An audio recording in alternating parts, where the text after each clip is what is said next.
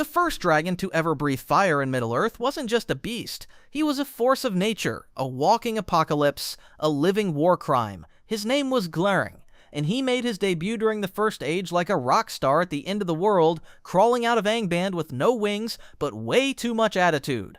Morgoth, who at this point was deep into his evil industrial complex phase, created Glaurung as a biological weapon. Think of him like an organic tank with a mean stare and PTSD-inducing breath. Glaurung didn't fly, but he didn't need to. His greatest power wasn't fire, it was psychological warfare. He gaslit the elves and men so hard it would make Sauron blush. He would literally look someone in the eyes and boom, memory wiped, purpose forgotten, life in ruins. Turambar, one of the most cursed characters in Tolkien's canon, was basically broken by Glaurung. He manipulated Turin into accidentally marrying his own sister and then made sure the truth came out at the worst possible moment. Peak villainy. But Glaurung wasn't just trauma on four legs, he also commanded armies. In the Battle of Nirnathera-Nodiad, he led legions of orcs into war like some unholy general, melting entire battalions and crushing fortresses with his bulk alone. He was finally killed by Turin with a well-placed sword to the belly, but not before leaving an entire region emotionally scarred and geographically ruined. So yeah, first dragon out of the gate, already a 10/10 nightmare. Then came Ancalagon the Black, the big one. The final boss of all dragons, Morgoth's last-ditch attempt to not lose everything in the War of Wrath. Ancalagon was so big that his death physically reshaped the planet. When he fell from the sky, he crushed the towers of Thangorodrim, which were not small. That's like King Kong dying and taking down a mountain range as a footnote. He was a winged drake, unlike Glaurung, and he basically darkened the sky with his wingspan.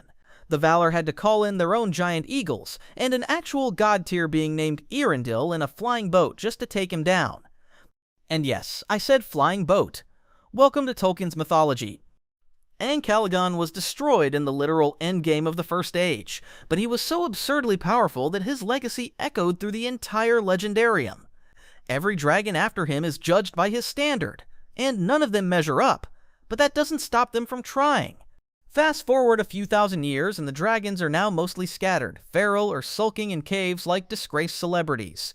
Most of them are cold drakes, less fire, more attitude. One of the few named cold drakes was Scatha the Worm, who lived in the Grey Mountains and basically hoarded treasure like it was his job. Dwarves hated him. A man named Fram killed him and took his hoard, but then the dwarves killed Fram because he refused to give them the treasure. He sent them Scatha's teeth as a necklace, which, objectively, is a top-tier middle finger. The treasure eventually became part of the inheritance of the House of Earl, which explains why Rohan gets to look so cool without ever paying rent. Then there's the dragon, the one everyone knows even if they've never read Tolkien. Smaug the Golden, Smaug the chiefest and greatest of calamities, Smaug the arsonist with hoarding issues. He first appears in The Hobbit, but by then he's already kind of a has-been. His prime was centuries earlier when he flew in from the north and torched the Lonely Mountain, reducing Erebor and the neighboring city of Dale to smoking craters in about 5 minutes. He wasn't even doing it out of hunger, he just really liked gold. Smaug wasn't just rich, he was swimming in it Scrooge McDuck rich. Smaug took the entire treasure of Erebor and made it into a bed, which is impressive but also clinically insane. He literally marinated in wealth for 171 years. When Bilbo sneaks into his lair, Smaug immediately senses it. Not by sight or sound, but by the faint disturbance in his narcissistic aura. His dialogue with Bilbo is one of the highlights of Tolkien's writing, sarcastic, menacing, and full of petty flexing.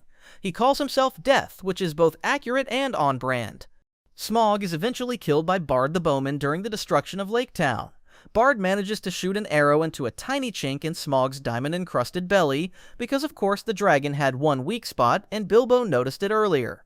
It's classic mythic anatomy, one soft patch no matter how armored you are. But Smaug's death wasn't a victory, it was a geopolitical earthquake. Everyone wanted the treasure. Dwarves, elves, men. It was like a medieval version of a hostile corporate merger.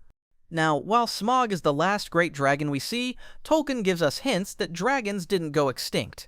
In the appendices and scattered notes, he mentions that dragons continued to exist into the Fourth Age, albeit in smaller and less apocalyptic forms. But they stopped being the stuff of legends and started becoming regional problems. Less world-ending terror and more we can't expand the farm because of the thing living in the hills. There are also the fire drakes of the north, who show up in fragmentary lore and secondhand references. These were dragons like Smaug-winged, fire-breathing, and extremely hard to kill, but most of them didn't get names, which in Tolkien's world means they weren't important enough to traumatize an entire lineage of elves. One of the last times we hear about dragons in any official capacity is during the Third Age, when Gandalf references them as a dwindling but still terrifying force. It's implied that some of them were used by Sauron, or at least hoped to be, but they never joined the big leagues. Sauron just couldn't get them to work together, which is fair. Dragons are notoriously independent contractors. They don't do team meetings. Tolkien also hints at the existence of even more powerful dragons, perhaps even surviving relatives of Ancalagon, that might have existed far in the frozen north or deep beneath the mountains. But since Tolkien loved mystery more than exposition, he leaves it vague. It's the same narrative trick he uses with the Blue Wizards or the lands east of Rhûn. Just enough detail to make you curious, not enough to make you satisfied. Classic Tolkien. Now, let's quickly break down dragon types, because Tolkien, like any responsible fantasy creator, categorized his monsters like Pokemon.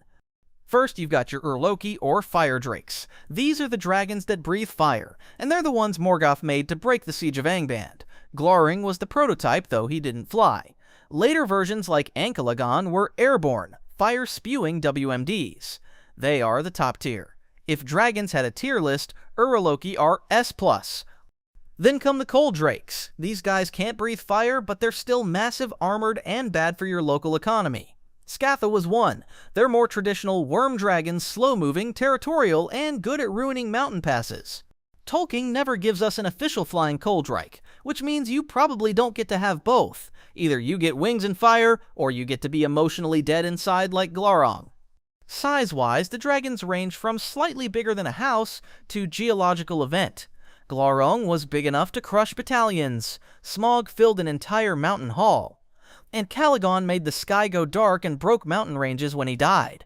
He's basically a mythological nuke. If you're wondering who would win in a fight, it's Ancalagon, every time. He's the only dragon that required a flying demigod in a boat with divine backup to kill him. But dragons weren't just monsters in Tolkien's world, they were also symbols. Glaurung represents manipulation. Smaug represents greed. Ancalagon is raw, destructive power, and all of them were tied to Morgoth's original sin, the desire to dominate and corrupt. Unlike Sauron, who was a planner, Morgoth was a creator gone rogue. He didn't want order, he wanted chaos with aesthetics. Dragons were his sculptures of apocalypse. And the best part? None of them were ever truly tamed. Morgoth could deploy them, but not fully control them. Smaug never worked for anyone. Even Sauron, with all his mind control rings and death metal aesthetics, couldn't make dragons submit. They were wild cards, unprogrammable. That's why, for all their power, dragons never became the core of any empire in Middle-earth. They were too volatile, too prideful, too draconic. It's also worth mentioning that while dragons are prominent in the First and Third Ages, they are almost completely absent from the Second. That's not a mistake, it's deliberate. The Second Age is dominated by Sauron and the rise of men and elves. Dragons don't show up because that was Morgoth's era, and his fingerprints along with his monsters had mostly receded into myth. It's only in the waning Third Age that his creations start crawling back out of the cracks.